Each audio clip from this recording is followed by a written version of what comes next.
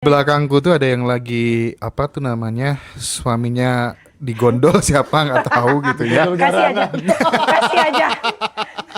Ini clip onnya mau aku kasihkan ya. Maksudnya kayaknya bakal banyak hal yang perlu ditanyakan langsung dan aku rasa relate terhubung gitu ya. Karena dari tadi bener bener bener dari tadi. Kasih aja. Silakan Ibu. Ibu kalau saya mau bertanya silakan. Namanya Bu Ina. Baik Bu Ina. Assalamualaikum Kak Roma, salam kenal. Salam kenal Ibu. Senang bisa bertemu langsung. Masya Allah saya juga. Cantik, pintar, Masya Allah. Amin. Alhamdulillah. Kak Roma, Ya. ada yang ingin saya tanyakan. Baik. Jadi gini, tadi pas Kak Roma cerita yang ada, Kak Roma, Mas Hendra cerita yang si suami ditinggalkan istrinya, Oke. suami ditinggal istrinya. Oke. Ini kebalikannya. Istri ditinggal suaminya. Karena Digondol garangan. Setiap berantem, setiap Cekcok ya. cekcok itu Iya. si suami selalu meninggalkan rumah gitu loh. oke. Dan si istri ini harus merayu untuk pulang, minta maaf baru dia mau pulang. Dan ini terjadi bukan sekali dua kali. Iya. Dan pada akhirnya terakhir itu si istri udah Enough. udah capek gitu karena kan sudah udah berusaha untuk meminta balik, minta maaf, tapi ternyata kemudian ya kayak mohon maaf ya si suami merasa di atas gitu. Lu yang butuh gue Oke. ngapain gitu loh. Terus akhirnya enough gitu loh. Ayo udah terserah lo dah gitu. Akhirnya ya sudah. Akhirnya dengan tenang maksudnya ya udah akhirnya si istri menarik diri nih. Oke. Dengan kan karena udah ada anak ya. Iya. Kan awalnya berpikir ini rumah tangga udah belasan tahun ada anak. Jadi kita berpikir ke anak kan karena mental anak juga pasti kena gitu loh. Dan pada akhirnya karena enough ya balik ke belakang ya sudahlah. Maksudnya mundur menenangkan diri. Alhamdulillah bisa tenang. Dan 4 bulan kemudian datang dengan bicara maafin saya sudah mau mengurus dan ya si istri oke ya sudah mau bagaimana lagi gitu. Iya. Jadi itu bagaimana tuh Kak kalau Bagus. memang sudah Alhamdulillah dong. looping terus kan berulang polanya seperti itu ya. Bentar, gitu. ini belum bercerai Ibu. Belum. Karena dia itu mau ngurus dia gitu. Dia yang mau ngurus Bukan maksud saya itu. Apakah ini Ibu yang ngalamin? Iya, saya sendiri yang ngalamin. Apakah Ibu sudah siap? Saya waktu dia datang ke saya bicara itu, saya terus dia minta maaf. Ya udah, terus gitu. Apakah ada peringatan? Maksudnya peringatan gimana? Harus. Itu orang pasti sangat dekat dengan ibunya, right? Ya kan? Sama saya. Bukan. Oh, Oh ya, sangat dekat dengan ibunya. Ya. Apapun yang itu sifat perempuan. ibunya Ya. katakan, it's okay gitu. Oke, Ya. aku lakukan gitu. Sebenarnya bapak ini orang yang baik. Hanya saja dia itu lebih terinfluence sama ibunya daripada ayahnya. Sehingga sifatnya jauh lebih melekat dengan seorang perempuan. Iya, betul. Kayak gitulah Ibu. Dan di sini Ibu harus menjadi seorang perempuan bukan menjadi seorang laki-laki. Ketika dia datang meminta maaf, kasih kata-kata yang tegas. Kamu adalah seorang laki-laki. Saya akan memberikan kesempatan hanya 2 kali. 1 kali ini saya maafkan. Jika nanti ini terulang kembali di kedua kalinya sebagai laki-laki, Ibu harus selalu mengungkapkan sebagai laki-laki. Sebaiknya kamu yang berpikir, bukan saya. Paksa dia, kayak gitu Mbak. Dia datang ke saya Iya. itu Ya. bilang mau ngurus, sudah dipersiapkan. Iya, makanya tadi saya nanya, Ibu, apakah masih lanjut atau mau bercerai? Tergantung dia kalau saya. Gak apa-apa, kalau mau bercerai silahkan aja. Dia akan mengulangi pola yang sama, ibu Iya. nggak usah khawatir. Iya. Ketika dia nanti menikah lagi, Iya. kecuali dia menikah sama orang yang kayak saya ya, Iya. yang enggak maksudnya yang Iya, iya, tegas iya. kayak gini. Paham. Sekali dia kayak gitu, langsung melayang surat cerai, cerai aja, nikahi sama mama kamu, kayak gitu. Nikah aja sama mama kamu ya. Ngeri. Iya, Karena gini loh, ibu ya, kita sebagai perempuan ya kita harus jadi perempuan, bukan jadi seorang laki-laki. Iya. Kalau nggak bisa jadi laki-laki ya nggak usah menikah. betul. Ya, tapi kan kita nggak bisa. Kita kan berbicara di case ibu.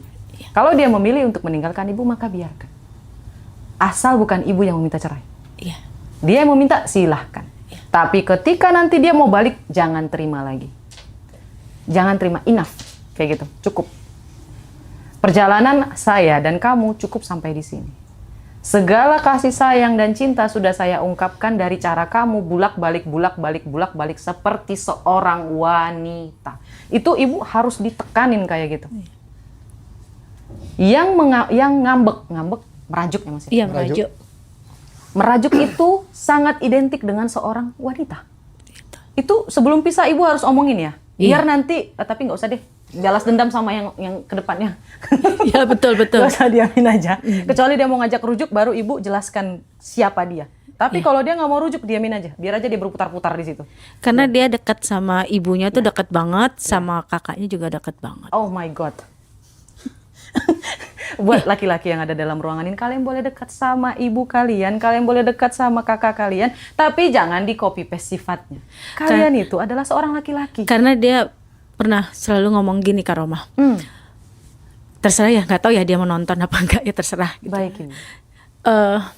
Yang bikin sukses saya seperti ini sekarang ini adalah keluarga saya. Baik. Gitu.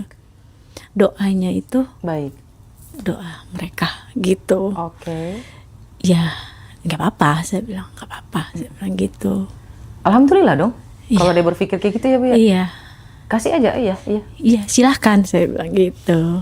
Tuh. Monggo, saya bilang gitu. Itu anak kecil, kita nggak butuh berdebat sama anak kecil. Iya, ya ibarat kata anak kecil yang terjebak di Tubuh dewasa. tubuh orang dewasa seperti itu. Iya, itu sebenarnya menyedihkan sih Bu ya. Iya. Sebenarnya kita kasihan sama dia. Iya, Apalagi nanti ya Bu ya, kalau misalnya nih anak ibu nggak dapat sosok ayah, ini akan berulang ke anak ibu. iya, makanya saya tidak mau seperti. Anak ibu ada laki-laki? Ada yang kecil. Oke. Selalu ibu harus ulang-ulang ya tentang kayak gini, selalu bisikin. Kamu tidak boleh memiliki sifat perajuk seperti ayah. Iya, Laki-laki itu harus seperti ini, harus seperti ini. Ibu ini butuh untuk dilindungi. iya, Jadi ibu bisa deketin dia kepada entah pamannya, entah. Tapi dijaga ya Bu ya, karena sekarang Iya. orang-orang pada aneh-aneh otaknya. iya betul. Jadi dideketin sama yang sosok laki-laki. Kayak gitu. Tapi ibu tetap harus menjaga karena banyak banget pedofil. Iya Iya, betul. kita harus jaga. Kak Roma. Saya harus hati-hati banget tuh Mas. Sekarang semuanya orang gila. Betul, betul. Itu kan tadi kan anak kecil yang terjebak Di di tubuh orang tubuh dewasa. orang dewasa. Iya. Gimana kalau wanita yang terjebak di tubuh pria? Hah? Oh, I see, lawan arus. Iya. Gimana caranya memutus itu? Baik. Bentar Mas. Bisa nggak? Ini ngomongin LGBT lagi. Nggak, pertanyaannya Enggak kan? bisa nggak? Enggak kan? Kalau kita jangan ke arah situ dulu ya Mas ya, nanti dihujat lagi kayak kemarin. Jadi kalau ada perempuan yang terjebak di Tubuh laki-laki. bentar, bencong maksudnya. Maksudnya itu yang kewanita-wanitaan kayak gitu Mas. Feminisme. Feminim. Feminisme.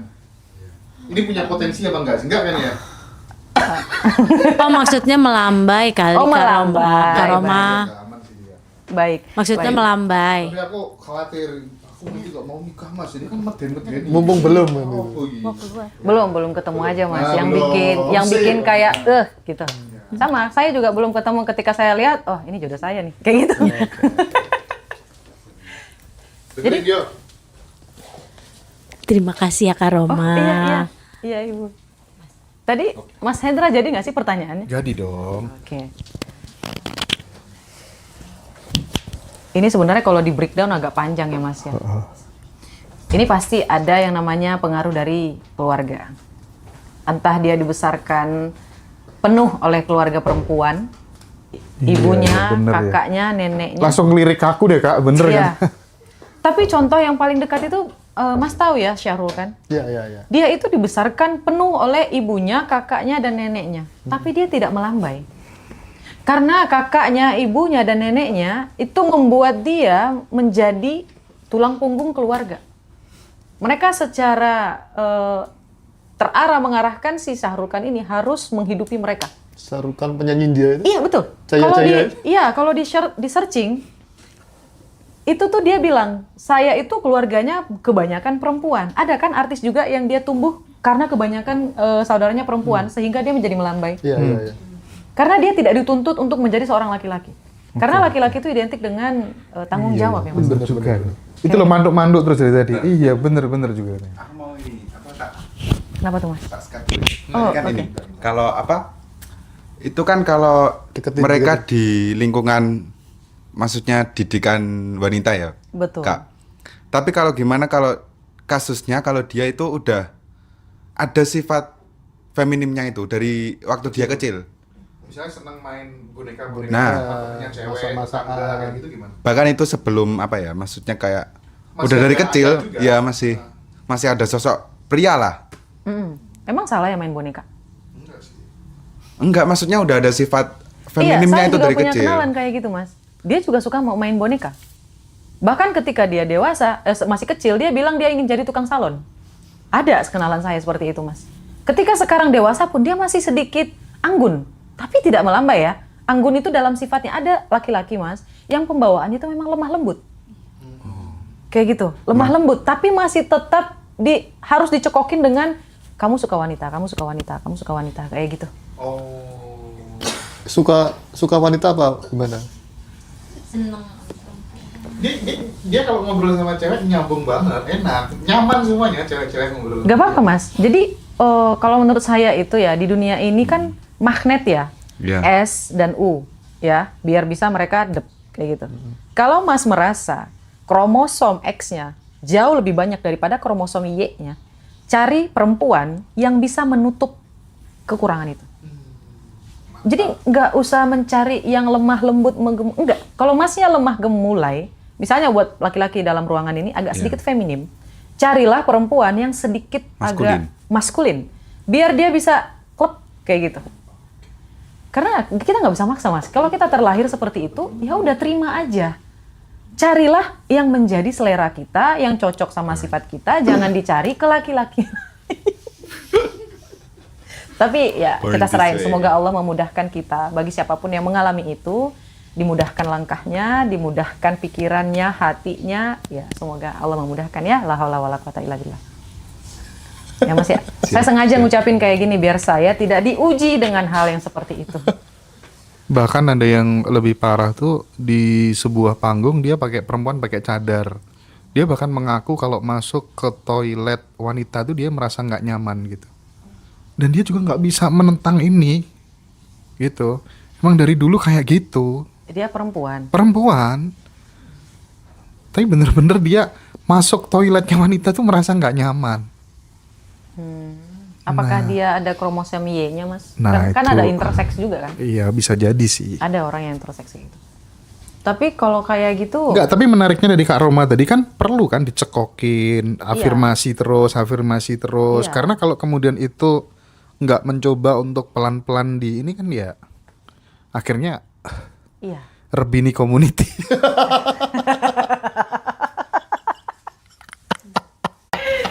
Kayak gitu. Jadi kalau misalnya itu, karena saya juga dulu tomboy ya Mas ya. Iya, iya. Saya ngerasa kayak saya lebih nyaman pakaian laki-laki kayak gitu. Kelihatan. Iya, karena memang bapak saya kan dibesarin oleh seorang laki-laki, ayah saya kayak gitu. Karena ayah saya di rumah, mama saya yang bekerja kayak gitu. Jadi ketika saya ada di fase itu saya tidak melawan Mas. Saya nikmatin. Saya potong cepok gitu. Saya pakai pakaian laki-laki sepuas saya. Sampai di titik mana saya ngerasa kok aku cantik ya? Kok kayaknya aku lebih cantik dandan ya? Sampai saya puas menikmati itu Mas. Ketika sudah puas masaknya, saya udah tidak ada penyesalan, tidak ada lagi ingin dandan kayak cowok, ingin dandan kayak gini, enggak ada. Karena itu hanya fase, saya habisin fase itu. Jadi tidak saya tentang. Mungkin butuh waktu aja kali ya. Nah, itu betul sih Mas. Bener. Nikmatin aja waktunya. Oke, sip. Mau dandan kayak gitu silahkan. Tapi jaga baik-baik perasaan. Jangan sampai kita dandan seperti itu lalu kita ya melakukan apa yang laki-laki juga lakukan gitu loh Mas. Kayak Yang penting jangan live TikTok sambil lipstikan gitu ya. Itu sih nggak boleh kalau itu ya. Nggak boleh. banyak kok Mas yang udah puas gitu, artis-artis yang udah puas nyamar jadi cewek misalnya. Terus lama-lama kan dia menikah sama cewek juga. Iya, kayak Aming gitu. Iya, udah puas, udah selesai dia nikah. Oh iya. Kayak gitu. Keren banget ya paradigma dari Kak Roma ini. Masya Allah, tabarakallah, amin. Iya. Semoga membantu ya. Nikmatin aja Mas. Nanti juga bakalan ketemu sama jodohnya. Cari mana yang bisa mengekang yang kayak gitu. Lagian masih sangat muda sih ngapain bahas Iya. jodoh gitu. Ya, Lihat who duit knows sih Mas, ngakes kan sih. ada orang yang nikah umur 16 tahun loh. Tapi kok banyak ya yang di live TikTok kok kenapa sih wajahnya Mas Roji kenapa nggak dibuka nih biar kelihatan lebih terang. Nah, Masya Allah. Nanti dikira tukang ojek lagi. untuk anak-anak muda, Kak Roma, Iya. apa sih 3 kebiasaan kecil yang mungkin ketika itu dilakukan justru akan membuat mereka miskin seumur hidup dan nggak bisa membahagiakan orang tuanya gitu. Kebiasaan-kebiasaan seperti apa yang itu justru akan Baik. menjadikan dia sampah masyarakat gitu. Mental block Mas. Mental block. Sekali lagi saya ulangi, mental block. Mental block ini dalamnya juga ada fixed mind. Oke. Sudah terkunci. Allah, apa itu LOE? Cukup sholat 5 waktu, udah selesai. Iya, saya tahu. Itu kewajiban. Itu kewajiban. Ini berbeda.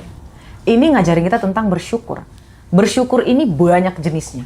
Dan kalau kita bisa lakukan dan dapat hadiah yang lebih luar biasa dari apa yang kita dapatkan, kenapa enggak?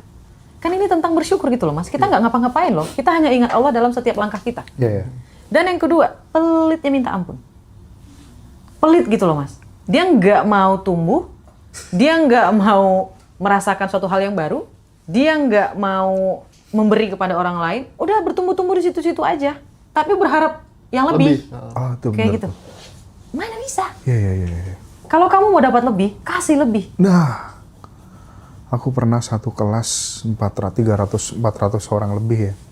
Saat itu ketika mentornya bilang, ya mana mungkin kamu akan bisa dapat lebih kalau kamu nggak pernah mau ngasih lebih dulu gitu. Pancing dulu gitu. Iya Mas. Jangan pelit dulu, minimal belajar itu gitu loh. Dan Iya. itu lagi-lagi nyali Kak. Nyali Itu Mas. butuh nyali, butuh keberanian gitu. Betul, betul sekali. Dia pelit sama langkahnya gitu loh Mas. Nggak mau nyoba gitu loh. Nanti gagal. Emangnya kalau gagal kenapa? Iya Kalau gagal memangnya kenapa? Kamu kehilangan nyawa kah? Kan enggak. Kecuali kamu disuruh lompat jurang, itu jangan gitu. Itu kan namanya Konyol namanya. konyol gitu loh Mas. Tapi kalau nyoba, ya kalau misalnya, ya kalau gagal gimana Kak Roma? Ya nggak apa-apa, serahin aja sama Allah Subhanahu Wa Taala. Saya nggak nyuruh resign kamu dari tempat kerja ya, enggak. Enggak, kan ada orang bilang kalau berani memulai, itu ngomongin bisnis gitu loh Mas ya. Tapi kalau menurut saya berani memulai itu misalnya kalau kita orangnya nggak enakan, berani menolak. Iya. Kalau kita orangnya pelit, berani mulai tidak pelit lagi gitu loh Mas. Kalau kita orang yang nggak percayaan sama orang lain, berani memaafkan, berani mulai percaya. Kalau kita orangnya introvert, pergi ke kelas seminar, ke workshop, itu kan langkah berani Mas.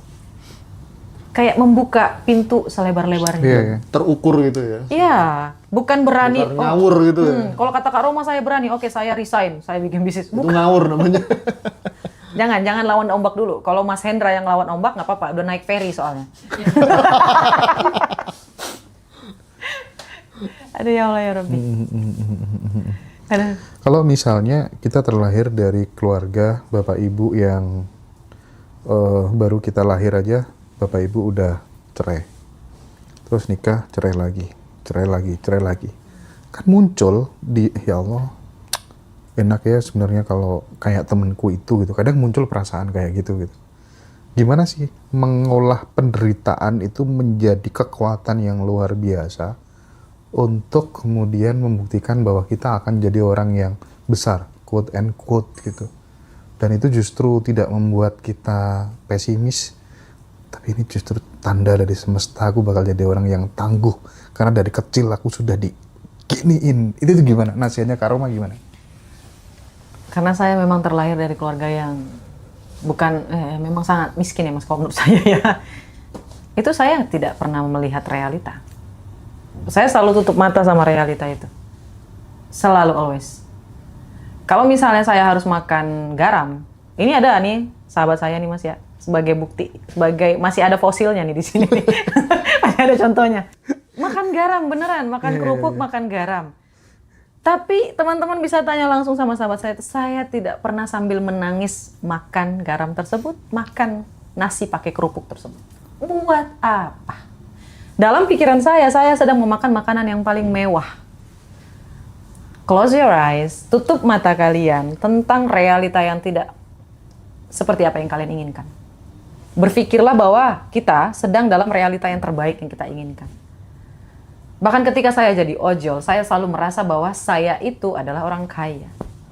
Yang dimana saya harus belajar untuk bagaimana melakukan servis. Keren.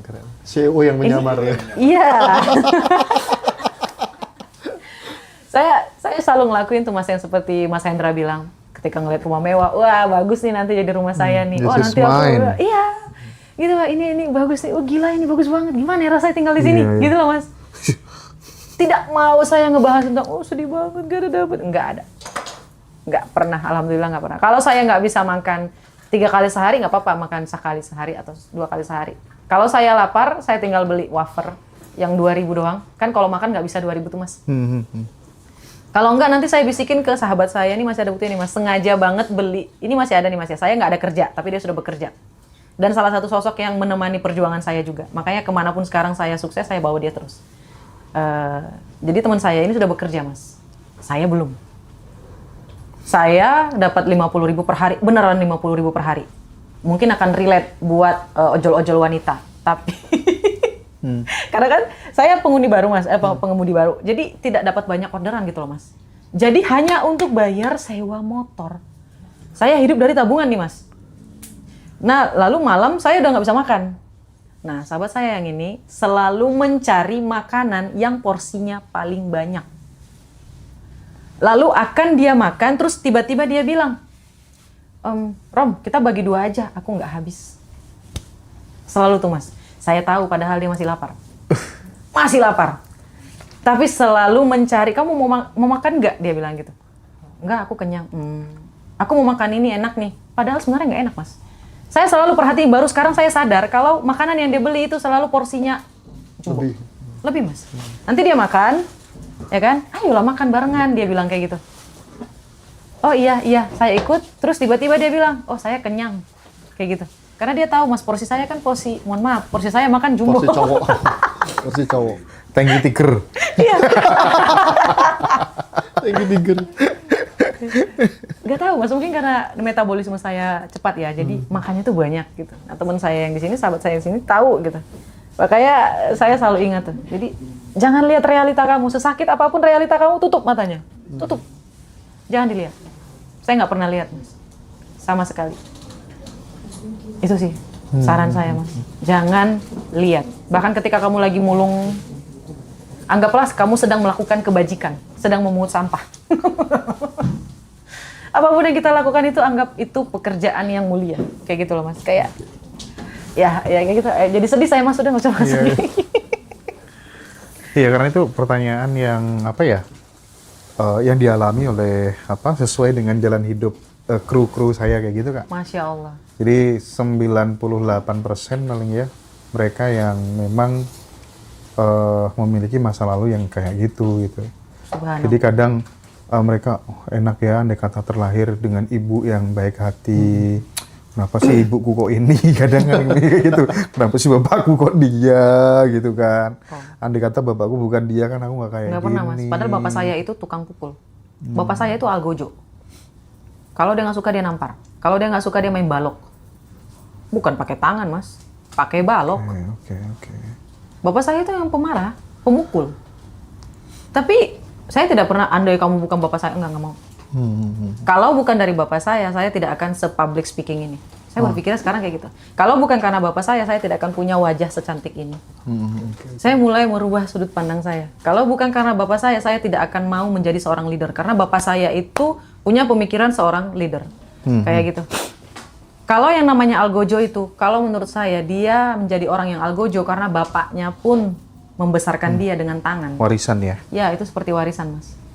Jadi ya buat teman-teman yang selalu merasa kayak gitu, andai bapakku kayak gini, andai mama aku kayak enggak.